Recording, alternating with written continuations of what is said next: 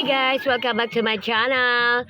Part 1 to guys. Papunta kami ng Bicol yan guys. So ayan, nakaporma at nandito kami sa Petix yan guys.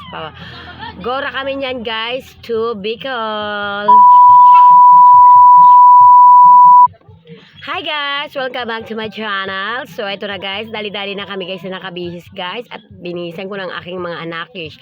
Kasi super late na kami at tatanghiliin pa kami at pupunta kami ng Divisoria sa aking asawa. Dalan muna kami doon dahil magpapaalam ako dahil dediretso na ako niyan guys ng Cubao. So kailangan muna natin dumaan guys ng Divisoria. So ayan guys, nakaporma na kami, nakasuot na kami at dami naming dala guys. Nakamalita ang siya ng mga anakish ko, ang sexy. Parang magme-majorate lang ang aking anakis doon kay Micaela.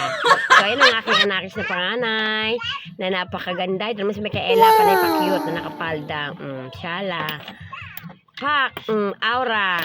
And then, ito si Ate Donna. Sumakay na kami yan, guys, ng baby bus. At saka, sumakay na rin kami ng bus dahil papunta kami yan, guys, ng Divisoria at marami pa kami paikot-ikot na pupunta niyan. Papunta kaming Petix niyan guys. Kasi sobra, grabe ang haggard talaga. Napakalayo talaga guys. Nang galing Bacoor papuntang Petix. So okay lang naman kasi aircon din naman. Alam nyo guys, dito sa Petix guys, ang ganda na super. Ilang years din bago natapos, meron ng Jollibee. Kompleto na guys. Kung makakapunta kayo dito guys, kaway-kaway sa mga nakapunta na ng Petix dyan. Napakaganda at napakalamig talaga. Nandito na lahat, Jollibee, McDonald's, or kahit ano guys, ang ganda na talaga nito guys, grabe.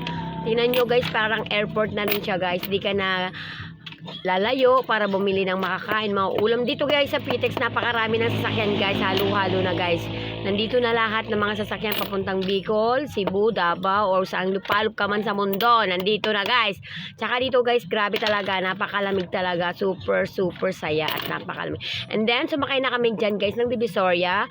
Papunta na kaming Divisoria nyan guys. Sa Petix lang yan, dulo.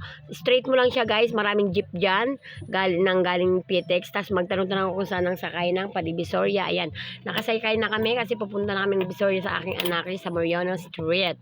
So ayan, ang aking apo.